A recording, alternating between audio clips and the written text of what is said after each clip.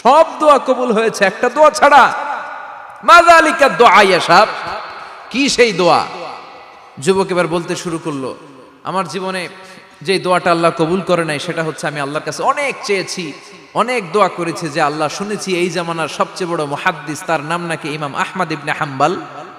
আল্লাহ, তোমার কাছে আমার চাওয়া, আমি যেন এই ইমাম আহমদ ইবনে হাম্বলরে দেখে মরতে পারি, আমি যেন ইমাম আহমদ ইবনে হাম্বলের হাতে হাত রেখে মুসাফা করতে পারি আর তার কপালে একটা চুমু এঁকে দিতে পারি।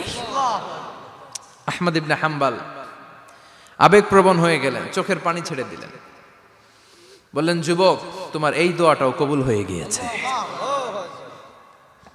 আহমদ ইবনে হাম্বলের দেখা আর সাক্ষাৎ পাওয়ার জন্য আহমদ ইবনে হাম্বলের বাড়িতে তোমার যাওয়ার দরকার নাই, আহমদ ইবনে হাম্বল তোমার দরবারে ছুটে এসেছে।